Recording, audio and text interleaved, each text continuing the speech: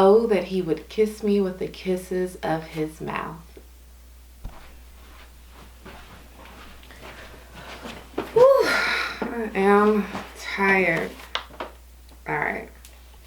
Hey lovers, Faye here, and today I'm following up on my last post, which is to go over Song of Songs, Song of Solomon. We're supposed to be reading one chapter a day. So today is January 8th. Happy New Year 2019. So trying to figure out how exactly I want to do this book club review. So let's just go over Song of Solomon. So Song of Solomon was written by King Solomon, and it's just recanting his it's recanting his relationship. It goes over the courtship. It goes over the marriage. They go through some issues and their reconciliation. And so the story is told by both King Solomon. He has portions where he's speaking. The woman in the story is a Shulamite woman. Don't know really who she is, but she's dark skinned. So I found it was funny. I don't know that they mentioned, like, she said that she was actually have my notes here. She says that she was I'm dark like the tints of Kedar. And then she also says, like, don't stare at me because I'm dark. So apparently there was colorism back then. Doesn't necessarily mean she was, I don't know. She was dark skinned. She had dark skin. And her brothers made fun of her and put her out in the field. And she worked in vineyards. King Solomon, he was like really, really rich. He had different vineyards that people worked on. They said that maybe her family worked on one of his vineyards. It's kind of unclear, but one thing we do know is that there's a lot of poetic wording in the Song of Solomon. So some people say it's allegory and it's not really about a literal relationship between King Solomon and a Shulamite woman.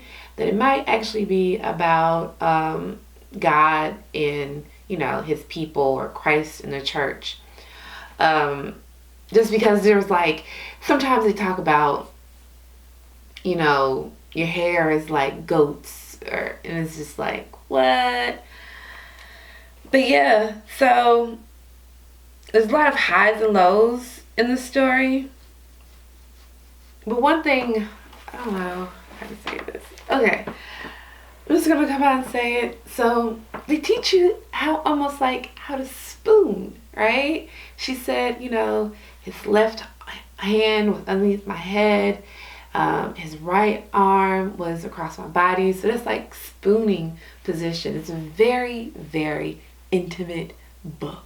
Okay, you already heard the first lines. It's talking about the kisses of my mouth, and it's just so sweet and poetic, and it's really cute. You really need to read it. I know you might not have read it starting for the new year and read a chapter each day. There's 8 chapters in the book, so 1 chapter a day. Today is the 8th, so that's 1 chapter a day.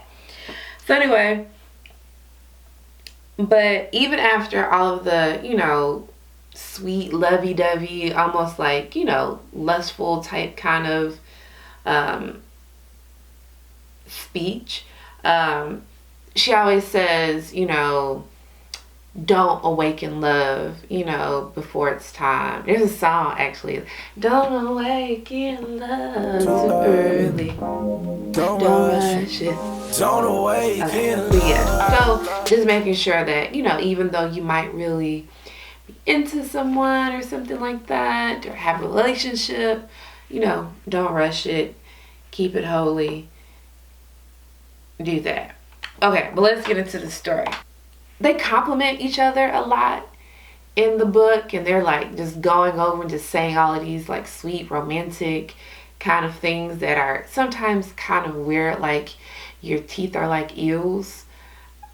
I don't necessarily understand that, but like I said, this is kind of like Shakespeare Review.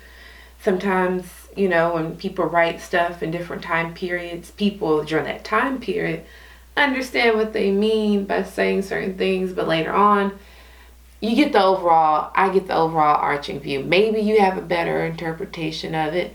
This is a very complicated book, and a lot of people interpret it differently. So that's the whole purpose of the book club. Comment below, tell me what you think, read it. It's 8 chapters, it's super quick.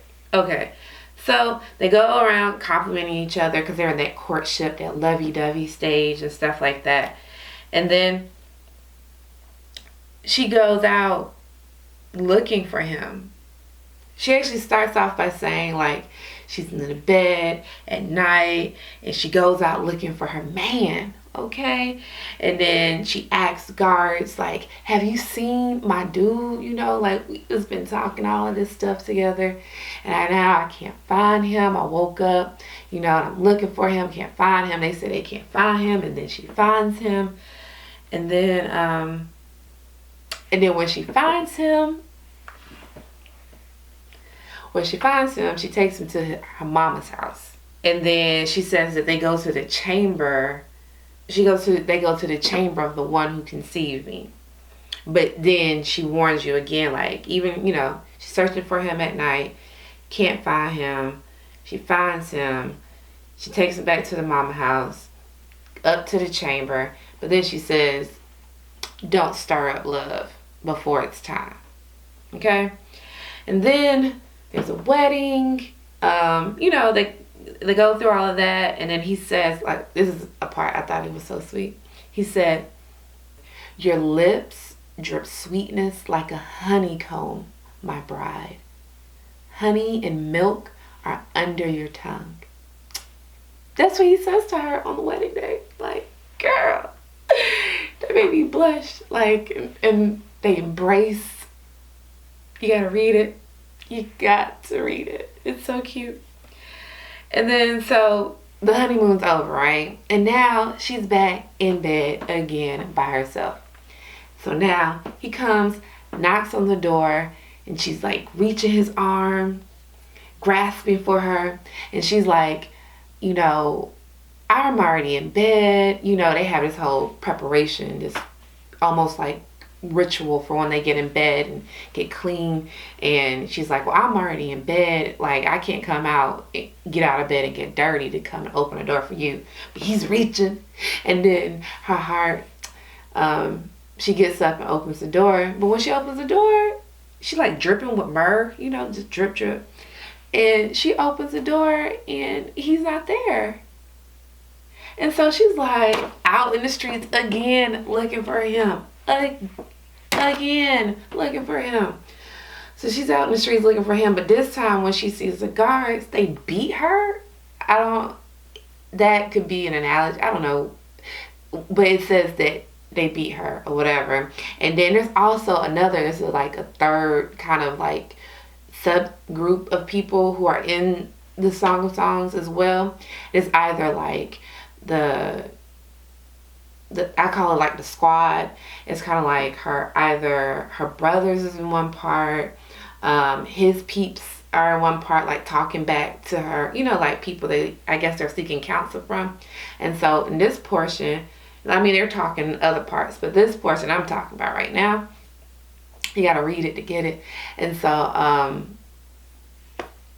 my hand, okay, but this portion, they're like, what makes him so great? Like, why are you out here running after this man, chasing for him? And then she runs down the list and tells them, like, girl, this is why I want my man. They was like, okay, we'll help you. And so they help her, and they go and they look for him, and then they find him, and then he says all this sweet stuff to her again, and then she says all this sweet stuff back, and then they make up. Like, the end.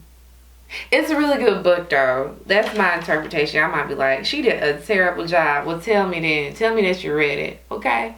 Because that's the whole purpose of this, is just to go through slowly, chapter by chapter, reading the Bible. I'm not preaching. Did you feel like this was a sermon? This is actually one of the books that don't really mention God like that for real. There's like one portion in chapter 8 that kind of sort of make reference to God, but doesn't really mention God or whatever, right?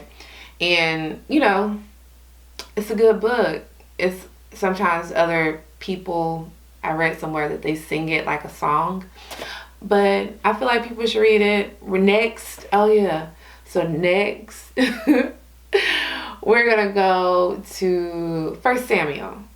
So 1 Samuel, we're going to start reading. That's going to be a little bit easier to like read through. Song of Solomon is just like it was a difficult book. And I chose it first because I just really like the love story. Okay? It's a really good love story.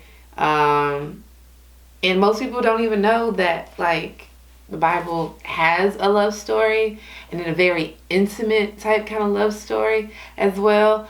I'm just saying, read it. Tell me what you think.